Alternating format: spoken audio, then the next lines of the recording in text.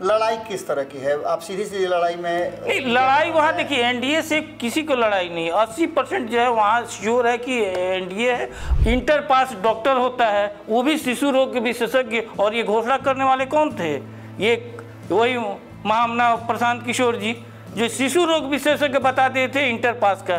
क्या स्थिति है वहाँ हमारा कैंडिडेट जो दीपा माझी है एनडीए का, वो एमए है। मैं तरारी में देखिए जब घोषणा किए कर्नल साहब के, कितना लंबा दिए, और उसके बाद किसको कैंडिडेट बना रहे हैं? मैट्रिक पास को। एक बार फिर आपने वही बात कही है, बेलागंज से आप उम्मीदवार की बात तो करते हैं, मैट्रिक पास की बात करते हैं, जब आप उसको टिकट देते हैं तो उसके योग्यता शिक्षा किसी की बात का कोई मतलब नहीं है। आपके यहाँ से नहीं देखिए, हमारा योग्यता तो जरूरी है जी, ठीक है, क्योंकि आप एक शिक्षा जरूरी रहता है, लेकिन ये जन सेवा के माध्यम से। हकीकत यही है कि इस बार प्रशांत किशोर जी नीचे से टॉप करेंगे, यहाँ तक कि निर्दलीय कैंडिडेट से भी कम उनका वोट आएगा। नोरमा ग्रुप, जो सोचता है वो करता है, आपके अपने सपनों का आशियाना। नमस्कार, वादों के मुताबिक एक बार फिर से हम राजेश जी के साथ हैं। राजेश जी से कई सवाल आपने पूछे थे, उन सवालों का जवाब तो हम लेंगे ही, लेकिन इससे पहले आपको बता दें कि राजेश जी 4 जो विधानसभा सीटों पे उपचुनाव हो रहे हैं उसको मॉनिटर भी कर रहे हैं और भ्रमण भी कर रहे हैं। इस बीच बहुत सारी चीज़ें, जानकारियां हमारे साथ भी आई हैं, और उन जानकारियों को साझा करते हुए हमने आपको खबरों के माध्यम से बताया था कि क्या चल रहा है और किस तरह के लड़ाई चल रही है। बेलागंज में क्या हो रहा है, इमामगंज में क्या हो रहा है, तरारी में क्या स्थिति है, और रामगढ़ में क्या स्थिति है एनडीए की। इन सभी बातों को लेकर के अभी नीतीश कुमार ने एक मीटिंग बुलाई थी एनडीए की, जिसमें उन्होंने एक लक्ष्य भी दिया 2025 का। इसका मतलब होता है कि 2024 के जितने भी चुनाव हुए हैं उसमें नीतीश कुमार अपने प्रदर्शन के आधार पर ये कंफर्म है कि 2025 में वो बेहतर प्रदर्शन करेंगे, और इसी के लिए वो प्लान बना रहे हैं। क्योंकि 4 सीटों पे जब उपचुनाव हो रहा हो और चर्चा हम 2025 की करें, तो इसका मतलब होता है कि जो सामने है उस पर हम बहुत ज़्यादा चिंतित नहीं हैं, वो हमारे सामने है। लेकिन विपक्ष, विरोधी लगातार ये दावा कर रहे हैं कि इस बार एनडीए की भद पिटेगी। इतना ही नहीं, ये सीटें जो हैं 4, उनमें से मात्र एक ही सीट एनडीए के पास था, बाकी 3 सीटें इंडिया गठबंधन के पास थी। अब राजेश जी वहाँ से घूम करके आए हैं। ऑफ द रिकॉर्ड बहुत सारी बातें हुई हैं, लेकिन ऑन द रिकॉर्ड सबसे पहला सवाल ये होगा कि आप बेलागंज जीत रहे हैं? बेलागंज तो श्योर जीत रहे हैं हम। बाकी 3 सीट भी जो है, इमामगंज, तरारी और रामगढ़, ये भी हम लोग 100% जो है, आप 23 तारीख को बाबा देख लीजिएगा, 23 नवंबर को, कि जनता का आशीर्वाद श्योर है कि एनडीए के साथ है। इस कॉन्फिडेंस का कारण क्या है? क्या आपके भी विरोधी कमजोर हैं, या जनसुराज के आने से आप लोगों को फायदा मिल रहा है? नहीं देखिए, एक तो माननीय मुख्यमंत्री नीतीश जी का काम बोल रहा है। जैसे आप बेलागंज के 2020 में नहीं बोल रहा था, नहीं, काम 2020 में भी बोल रहा था, ठीक है, लेकिन वहाँ उस समय का जो समीकरण था उसके हिसाब से अच्छा स्थिति था। लेकिन इस बार जो है वहाँ के लोग परिवर्तन खोज रहा है। जो 30-35 साल में जो बेलागंज में का जो स्थिति हुआ वह दिख रहा है, वहाँ की जनता बदलाव चाह रही है, और निश्चित रूप से जो है हमारे एनडीए प्रत्याशी श्रीमती मनोरमा देवी जी के वो जिता करके 23 तारीख को श्योर आशीर्वाद देंगी। राजेश जी, मनोरमा देवी ही क्यों जीतेंगी? जब परिवर्तन की बात हो रही है तो मनोरमा देवी तो पहले भी एमएलसी रही हैं, उनका परिवार राजनीति में रहा है। नए लोगों को क्यों नहीं मौका दिया? नए लोगों को एकदम, वो नए ही है ना, इसके पहले तो विधायक रही नहीं है, और वो काम कर रही हैं, वो परिवार वहाँ के बेलागंज के जनता के सुख दुख में शामिल रहा है, तो इसलिए वहाँ के लोग चाह रहे हैं कि इस बार मनोरमा देवी जी को जिताया जाए। लड़ाई किस तरह की है? आप सीधी सीधी लड़ाई में नहीं, लड़ाई वहाँ देखिए एनडीए से किसी को लड़ाई नहीं, 80% जो है वहाँ श्योर है कि एनडीए है।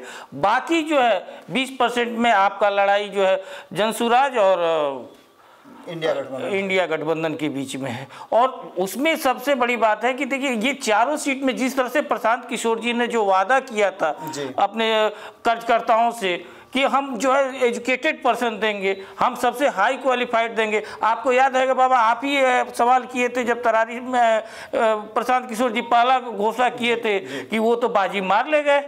आज स्थिति देखिए 4 में 2 जो है चेंज करना पड़ा। शिक्षा की स्थिति ये है कि आप हमारा बेलागंज का ही देखिए, हमारा जो कैंडिडेट है वो एमए है और उनका कैंडिडेट डॉक्टर है, मैट्रिक है बेलागंज में। वो तो कह रहे हैं कि डॉक्टर है। ठीक है, वो इमामगंज में, इमामगंज में, हाँ बेलागंज में उनका कैंडिडेट मैट्रिक है। 4 आपराधिक मामले हैं। ये भी बात तो कही है ठीक है। ना। और देखिए, और इमामगंज की बात है, आप पहला बार हम जान रहे हैं कि कोई इंटर पास डॉक्टर होता है, वो भी शिशु रोग के विशेषज्ञ। और ये घोषणा करने वाले कौन थे? ये वही महामना प्रशांत किशोर जी, जो शिशु रोग विशेषज्ञ बता दिए थे इंटर पास का। क्या स्थिति है वहाँ हमारा कैंडिडेट जो दीपा माझी है एनडीए का, वो एमए है। मैं तरारी में देखिए जब घोषणा किए कर्नल साहब के, कितना लंबा लंबा दिए, और उसके बाद किसको कैंडिडेट बना रहे हैं? मैट्रिक पास को। एक बात तो है राजेश जी, आप बड़ी साफ गोई से अपनी बातों को रखते हैं और अपनी पार्टी को डिफेंड करते हैं। एक बार फिर आपने वही बात कही है, बेलागंज से आप उम्मीदवार की बात तो करते हैं, मैट्रिक पास की बात करते हैं। जब आप उसको टिकट देते हैं तो उसके योग्यता, शिक्षा, किसी की बात का कोई मतलब नहीं है।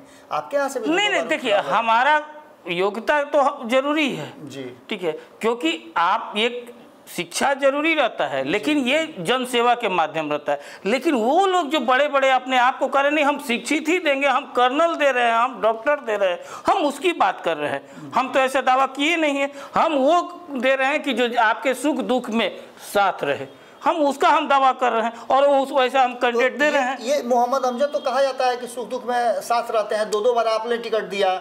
आप अपनी सुविधा अनुसार जब जरूरत पड़ता है तो एक नौवीं फेल आदमी के साथ चले जाते हैं। नौवीं फेल की बात देखिए, आप ही लोग ना कहते हैं ये बात, हम तो नहीं कह रहे हैं। 9वीं फेल की बात आप ही लोग कहते हैं ना। अरे तो 9वीं फेल का हम कहते थे, तेजस्वी जी कहते नहीं हम 9वीं पास हैं। वो तो खुद कहते हैं कि हम 9वीं पास है, लेकिन हम तो कहते हैं 9वीं फेल है। ये शिक्षा का स्तर कहाँ है? कैटेगरी कहाँ? शिक्षा का देखिए कैटेगरी, देखिए जन सेवा में शिक्षा एक माध्यम है, यही बात तो इसको लेकर के इनकार नहीं किया जा सकता है। प्रशांत किशोर भी तो यही बात कह रहे हैं क्या कि जन सेवा में बहुत सारी ऐसी बातें होती हैं जिसको नजरअंदाज भी करना पड़ता है, क्योंकि जनता की सेवा करने वाला ही जन सेवक होता है। और जनता, लेकिन आप ऐसा पहले नहीं ना मानते थे, ये तो अब आप मान रहे हैं ना, ये तो अब आप मान रहे हैं। जब आपको प्रत्याशी नहीं मिला, आप उस पार्टी से इस पार्टी से ला रहे। पहले आप जो है, जो स्थापना के समय में बोले, उसके पहले जो बोल रहे थे, तो उस समय वो आप जो वादा कर रहे थे जनता से, वो क्या है? हकीकत यही है कि इस बार प्रशांत किशोर जी नीचे से टॉप करेंगे, यहाँ तक कि निर्दलीय कैंडिडेट से भी कम उनका वोट आएगा, और ये हर जगह वही स्थिति है उनका। एक चीज़ आप बताइए, ठीक है इस बात को मान लेते हैं कि लंबे समय से बेलागंज में राष्ट्रीय जनता दल का कब्जा रहा है, वहाँ के स्थानीय आपके जो उम्मीदवार हैं वो हैं, उनको लेकर के आप लोगों ने कई तरह की बातें सामने आई थी कि उनको मिलेगा नहीं मिलेगा। हाल फिलहाल में उनके ऊपर आपने देखा किस तरह से चार्जेस लगे, जांच हुई वगैरह वगैरह, रेड हुआ, ये सभी परिस्थितियां हैं। इन परिस्थितियों के साथ साथ क्राइम, करप्शन, कम्युनिज्म से नहीं समझौता करने वाले नीतीश कुमार ने टिकट दिया है। आखिर किस बिना पर आप कह रहे हैं कि जो 6 बार से 7 बार से वहाँ चुनाव जीतते आ रहे हैं उनको आप हरा देंगे? नहीं देखिए, चूँकि जनता का डिमांड है, जनता का मांग है, हम जनता का जो मांग को देखते हुए माननीय मुख्यमंत्री जी ने श्रीमती मनोरमा जी को दिए, और यही कारण है कि उन आशीर्वाद देने के लिए वहाँ की जनता एकदम तैयार है। और हम लोग देखिए जिस आशा और विश्वास के साथ हम लोग लगे हुए हैं, निश्चित रूप से एक अच्छे रिकॉर्ड तोड़ मार्जिन से जो है हमारी कैंडिडेट जीतेंगे। 28 तारीख को एक बैठक बुलाई गई थी जी, नीतीश कुमार जी ने एनडीए की बैठक बुलाई थी। उस बैठक के पहले बहुत सारी चर्चाएं थी कि ये होगा वो होगा, सभी बातें कही जा रही थी। उस बैठक में आखिर हुआ क्या? देखिए वो बैठक जो है एक एनडीए का आपसी एक तालमेल के लेकर के ये हुआ कि हम लोग एक रणनीति के तहत एक पॉलिसी पूरा जो माननीय मुख्यमंत्री नीतीश कुमार जी के नेतृत्व में एनडीए एकजुट है, और उस एनडीए एकजुट हो करके हम लोग 2025 में अच्छे मार्जिन से जीते। हम लोग का जो विकास कार्य हो है वो जनता के बीच में जाए, आपसी सौहार्द बना रहे, और ये संदेश दिया गया। अब इसको लेकर के जो इंडिया गठबंधन में जिस तरह का पेच फंसा हुआ है, जो पेट उन लोगों में दर्द हो गया है, अब तो उन लोगों का ये लग रहा है कि आपस में जिस तरह से खींचातानी है वो आने वाला समय बताएगा कि इंडिया गठबंधन की क्या स्थिति है। लेकिन ये एनडीए एकजुट है, जिस तरह से देश के यशस्वी प्रधानमंत्री नरेंद्र मोदी जी पूरे एनडीए को एकजुट किए हैं, उसी तरह से बिहार के नेतृत्व में नीतीश कुमार जी के नेतृत्व में बिहार एनडीए एकदम मुस्तैद है। आने वाला समय 2025 माननीय मुख्यमंत्री नीतीश कुमार जी के नेतृत्व में हम लोग विजय फिर से प्राप्त करेंगे। यानी कि 2025 में चेहरा नीतीश कुमार होंगे और रणनीति जो होगी वो भाजपा की हिंदुत्व वाली होगी। नहीं, कहाँ हिंदुत्व की क्या बात है? हमारा समतामूलक समाज का रहता है, न्याय के साथ विकास पर हमारा रहता है, हमारा साथ निश्चय पर हमारा सिद्धांत पर चलता है। 2 दिन पहले विस्फोटक हिंदुत्व का वर्णन करने वाले, बयान देने वाले केस हो गया और उनको आप बगल में बैठा करके कह रहे हैं कि नहीं, हमको हमारा एजेंडा तो समतामूलक समाज का है। अब वो उससे तो खतरनाक बयान आपका तेजस्वी यादव जी दिए हुए थे, उससे ज़्यादा खतरनाक जो है बयान दिए हुए थे। और उसके बाद आकर के गिरिराज सिंह जी ने एक पार्टी इनकार कर गया था कि आपका भाजपा इनकार कर गई थी। तो हम लोग मिल करके सबको एक पॉलिसी के तहत, एक सिद्धांत के तहत, और जो ये शीर्ष नेतृत्व है जो एनडीए गठबंधन का, वो मिल करके एक पॉलिसी के तहत हम लोग आने वाला वर्ष जो चुनाव का है उसके लेकर के हम लोग तैयारी कर रहे हैं। यानी सुरनर मुनि सब की यह रीति, स्वार्थ लागी सब करहि सब प्रीति, यानी सत्ता के लिए कोई भी समझौता नहीं। सत्ता यही तो बात है कि ये एनडीए का ये सूत्रधार जो नीतीश कुमार जी हैं, वो इसके लेकर के कोई सत्ता के लिए वो तो मैं नहीं, वो विकास के पुरुष हैं और विकास के लिए, समतामूलक समाज के लिए और न्याय के साथ विकास करने में ही विश्वास करते हैं और करते हैं। ये बात बिहार की जनता अगर मानती नहीं तो 19 साल से उनको देती नहीं। लेकिन एक बात तो तय न मान के चलिएगा कि आपके पीछे भारतीय जनता पार्टी खड़ी है। उत्तराधिकारी की लड़ाई में भारतीय जनता पार्टी भी धीरे धीरे करके जड़ खोद रही है। आप इस चीज़ को देख रहे हैं कि नहीं देख रहे हैं? नहीं, कोई जड़ नहीं खोद रहा है। सब कोई जो है एक वृक्ष के रूप में, एक डाल के रूप में है और सब कोई एक साथ है, एक नेतृत्व में। जिस तरह से हम लोग केंद्र में हैं एनडीए के रूप में, उसी तरह से बिहार में सब कोई है नीतीश कुमार जी के नेतृत्व में। और कोई किसी को खींचतान नहीं, कहीं कुछ नहीं है। और जब होता है सो आपस में मिल करके हम लोग आगे सुलटा लेते हैं। लेकिन वैसा कुछ नहीं है। एनडीए मजबूत है, यूनाइटेड है और आने वाले समय में आपको ये प्रभाव देखेगा, खासकर उपचुनाव में ही आपको देखने को मिलेगा। पशुपति कुमार पारस एनडीए में है या नहीं? देखिए, ये तो शीर्ष नेतृत्व का मामला है कि अब क्या है क्या नहीं है, और उसका उत्तर तो हमारे पास तो नहीं हो सकते हैं जी। मतलब मीटिंग में सब कुछ ठीक ठाक, एकदम। आप लोगों को भरोसा है कि नीतीश कुमार के नेतृत्व में ही चुनाव लड़ा जाएगा? भरोसा क्या, आप देख लीजिए सभी दल को जो एक साथ एक नेतृत्व में बोल रहा है, चाहे चिराग पासवान जी हो, उपेंद्र कुशवाहा जी हो, भाजपा हो, मांझी जी हैं, सब कोई कह रहा है। नीतीश जी इस बार फिर से चुनाव जीतने या चुनाव के पहले इधर उधर नहीं जाएंगे। अब जो नीतीश जी के कई लोग इस बात की चर्चा भी शुरू कर चुके हैं कि नीतीश कुमार जी 9 बार ले चुके हैं शपथ, 11 बार लेंगे, 12 बार लेंगे, 13 बार लेंगे।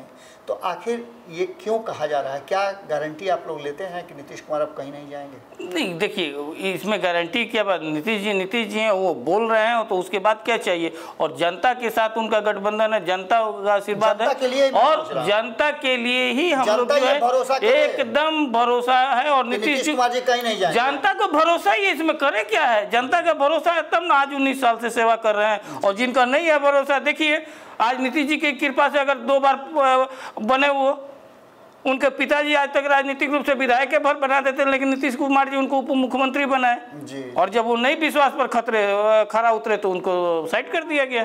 तो राजेश जी, आप लोग भी तो डर दिखा करके भाजपा को कि लालू प्रसाद के साथ चले जाएंगे, तो उसी पर तो राजनीति नहीं। डर की क्या बात है जी? हमारे पास अपना आधार है, हमको डर किस बात का? ना हम किसी से डरने वाली क्या बात है? नीतीश जी का अपना छवि, राजनीति में किसी से कोई डरता है? डराता है? कोई किसी से नहीं डरता है, ना किसी को डराता है। जिसके पास जनता का शक्ति है, जनता का आशीर्वाद है, वही सबसे बड़ा बलवान है। मैंने 43 सीट वाला मुख्यमंत्री की कुर्सी पर रहेगा, ये जनता का आशीर्वाद किसको? 43 सीट वाला किस स्थिति में आया ये भी तो आप देख लीजिए। 43 सीट किस स्थिति में आया था ये भी तो देख लीजिए। नहीं तो अच्छा लोगों का पानी पी देता। और आज जो है हम लोग जो जीत रहे हैं, जनता का आशीर्वाद है। और निश्चित रूप से आने वाला समय में हम लोग, आज देखिए लोकसभा में देख लीजिए, आने वाला समय में हमारा 2025 में आप देख लीजिएगा, निश्चित रूप से जो है नीतीश जी के नेतृत्व में हमारा सरकार बनेगा। फिर से एनडीए एकजुट रहेगा, एकदम एकजुट है। चलिए फिर आपसे हम बात करेंगे। राजेश जी से जो सवाल थे आपके, उन सवालों को तो हमने पूछने की कोशिश किया है, जवाब भी मिला जुला करके इन्होंने दिया है। लेकिन एक बात की फिर से मैं पूछता हूँ आप सभी से कि आखिर नीतीश कुमार बार बार ये कह रहे हैं कि अब कहीं नहीं जाएंगे, इसकी गारंटी कौन लेगा? कोई भी गारंटी लेने के लिए तैयार नहीं है। क्या होगा आने वाले समय में ये देखना अभी भी दिलचस्प होगा। लेकिन 4 सीटों का ये उपचुनाव कहीं ना कहीं जिसे लिटमस टेस्ट कहा जा रहा है, इसके बाद एक बार फिर से मंत्रणा होगी, बैठक होगी, समीक्षा होगी और नीतीश कुमार के भविष्य का एक बार फिर से निर्धारण होगा, क्योंकि भाजपा अभी भी भरोसे में नहीं है। ये बातें साफ साफ दिख रही है। चलिए राजेश जी से हम अगली फिर से मीटिंग में बात करेंगे। अगली बार फिर जब राजेश जी को बुलाएंगे तो आपके सवाल फिर से कमेंट बॉक्स में आने चाहिए, जिसका जवाब हम मांगेंगे। आपके सपनों को हमने सजाया है, ई होम्स पैनोरमा को हमने बनाया है। ई होम्स मेरा एक सपना था जिस पे मैं पिछले 4 साल से काम कर रहा था। हमने जो बनाया है वो सबने है माना। ई होम्स पैनोरमा में हो आपका भी आशियाना। और फाइनली हमने 2021 में इस प्रोजेक्ट को लॉन्च किया। बहुत लोग अप्रिशिएट कर रहे हैं कि पूर्णिया जैसे शहर में, बिहार के, एक तो बिहार की बात करें उसमें भी पूर्णिया जैसे छोटे जगह में इस तरह का लाइफस्टाइल देना, ये सुन के हम लोगों को बहुत अच्छा लगता है। ई होम्स में हमने कुछ और भी किया है, जैसे हम जिस जगह में रह रहे हैं हमारे फैमिली सिक्योर हो, उनको सिक्योरिटी का ध्यान में रखा है। आपकी सुविधा और सुरक्षा आपके लिए खास है, ये आपका विश्वास है। इसमें आर्टिफिशियल इंटेलिजेंस का 7 लेयर सिक्योरिटी का हमने इस्तेमाल किया है। लस ग्रीन कैंपस को बनाया है। यदि हमारा बाउंड्री वाल है तो वो वर्टिकल गार्डन है। ये जितनी भी फैसिलिटी होता है एक इंटरनेशनल टाउनशिप में ई होम्स है, ये हम लोग विश्वास नहीं कर पा रहे हैं। जो भी हमारे मित्र दोस्त या जो भी हमारे बाहर के बाहर आते हैं तो हम लोगों को बहुत अच्छा सुनने को मिलता है और बहुत अच्छा क्रेडिट मिल रहा है। वो सारा हमने सिर्फ एक बिल्डिंग नहीं बनाया, हमने एक बहुत अच्छा लाइफस्टाइल दिया ई होम्स में, और मेरा एक सपना था जिसको मैं आज फुलफिल होते हुए देख पा रहा हूँ। ये आपका आवास है। ई होम्स पैनोरमा में अब आपका निवास है। E Homes Panorama, luxurious lifestyle redefined. Panorama group, जो सोचता है वो करता है।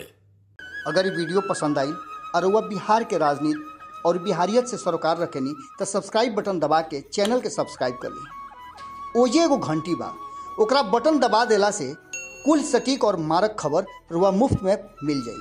अगर रुआ पत्रकारिता के हमनी के नया प्रयोग में सहयोग कर चाहतानी तो ज्वाइन बटन दबा दी। पेटीएम नंबर नोट कर ली 9386816700। धन्यवाद।